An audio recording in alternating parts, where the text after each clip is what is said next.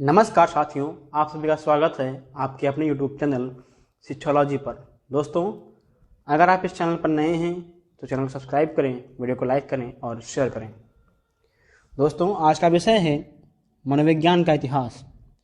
और मनोविज्ञान के इतिहास को जानने के क्रम में हमारा पहला बिंदु है मनोविज्ञान की उत्पत्ति। दोस्तों, मनोविज्ञान की उत्पत्ति हुई है दर्शन शास्त्र से, क्योंकि ये पहले कोई अलग विषय नहीं था, ये दर्शन शास्त्र का ही अंग था। हमारे मनोवैज्ञानिकों ने इसे मनोविज्ञान विषय में परिभाषित किया दोस्तों, जिसे अंग्रेजी में हम साइकोलॉजी शब्द से जानते हैं, जो ग्रीक भाषा के दो शब्दों साइकी और लोगोस शब्द से मिलकर बना है। इसमें साइकी का अर्थ है आत्मा और लोगोस का अर्थ है अध्ययन, अर्थात आत्मा का अध्ययन। इसी क्रम में हमारा अगला बिंदु दोस्तों, साइकोलॉजी शब्द का सर्वप्रथम प्रयोग किसने किया? रुडोल्फ गॉलकॉय ने किया, ईस्वी 1590 में। अब शब्द का प्रयोग किया है तो किसी पुस्तक में किया होगा, तो उनकी पुस्तक है साइकोलॉजिया। दोस्तों, अब हम मनोविज्ञान को 4 अवस्थाओं में समझ सकते हैं, जिसकी पहली अवस्था है 16वीं शताब्दी। 16वीं शताब्दी में मनोविज्ञान को आत्मा का विज्ञान कहा गया, जिसके समर्थक थे प्लेटो, अरस्तु और डेकार्टे साहब। इन्होंने कहा कि आत्मा ही सत्य है, आत्मा सत्य है, बाकी सब झूठ, मतलब ये संसार और ये वस्तुएं सारी झूठी हैं। मनोविज्ञान की जो अगली अवस्था है उसे हम 17वीं शताब्दी के रूप में जानते हैं, और 17वीं शताब्दी में मनोविज्ञान को मन या मस्तिष्क का विज्ञान कहा गया।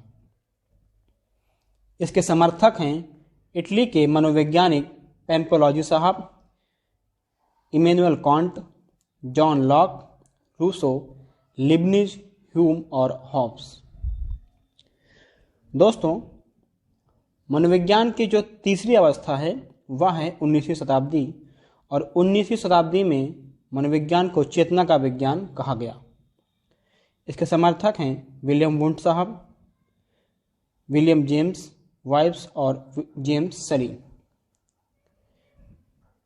दोस्तों, मनोविज्ञान की जो अगली अवस्था है वह है 20वीं शताब्दी, और 20वीं शताब्दी में मनोविज्ञान को व्यवहार का विज्ञान कहा गया।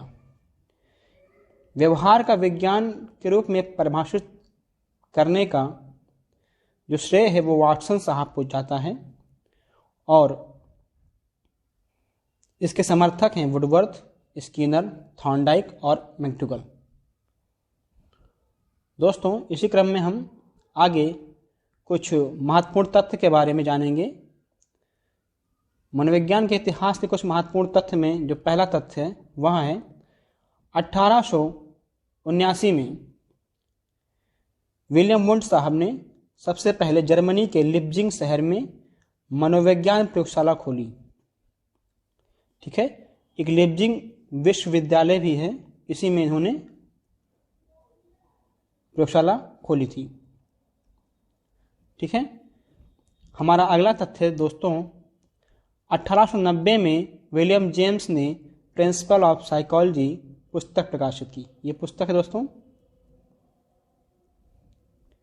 हमारा अगला तथ्य दोस्तों, 1916 में कोलकाता विश्वविद्यालय में मनोविज्ञान का प्रथम विभाग खुला, जिसे डॉक्टर एन सेनगुप्ता ने खोला। मनोविज्ञान के महत्वपूर्ण तथ्य में हमारा अगला तथ्य दोस्तों, 1924 में भारतीय मनोविज्ञान एसोसिएशन की स्थापना की गई। अगला तथ्य दोस्तों, 1954 में इलाहाबाद में मनोविज्ञान शाला की स्थापना हुई। और महत्वपूर्ण तथ्य के अगले क्रम में हम देखेंगे कि 1955 में बेंगलोर में national institute of mental health and neurosciences की स्थापना हुई, हम जिसे निमहंस के नाम से भी जानते हैं। मनोविज्ञान का इतिहास का अगला तथ्य दोस्तों, 1889 में भारत में नेशनल एकेडमी ऑफ साइकोलॉजी की स्थापना हुई, जिसे नॉप के नाम से जानते हैं।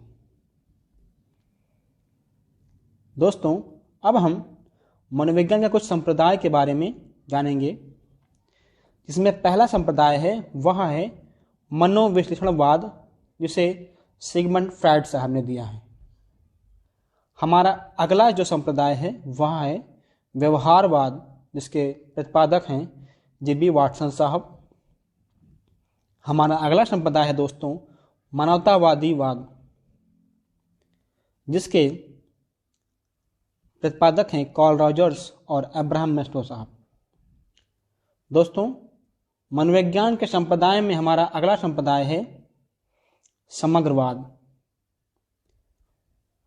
जिसे जर्मनी में गेस्टाल्टवाद के नाम से जाना जाता है। ये जर्मन शब्द गेस्टाल्ट से बना हुआ है।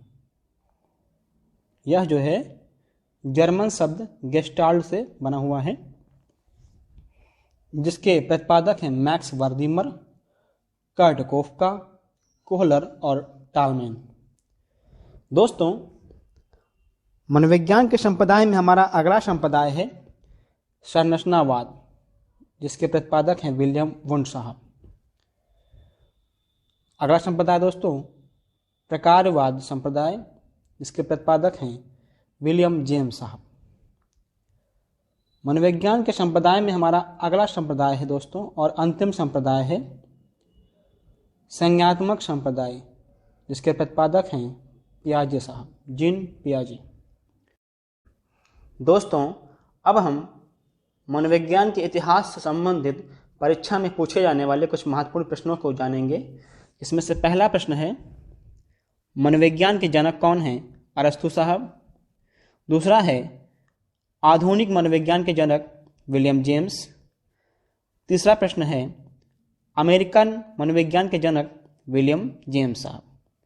बात करते हैं अपने अगले प्रश्न के दोस्तों। तो हमारा अगला प्रश्न है, प्रयोगात्मक मनोविज्ञान के जनक कौन हैं? तो विल्हेम मैक्सिमिलियन वुंड, ये इनका पूरा नाम है।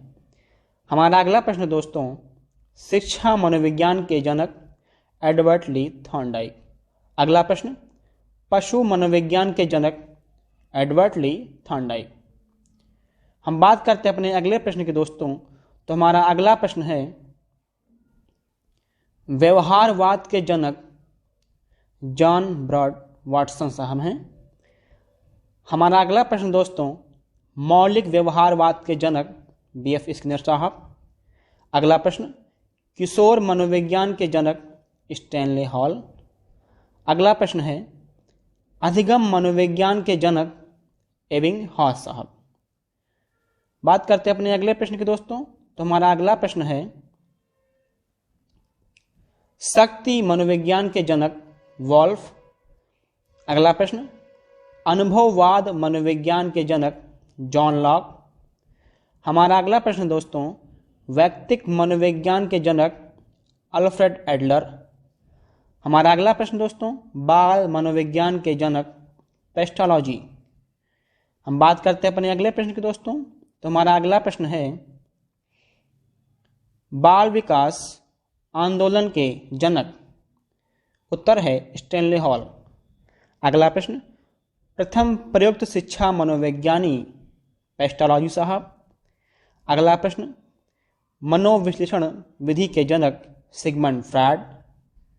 और अंतिम प्रश्न दोस्तों, प्रयोगात्मक विधि के जनक विलियम वुंड।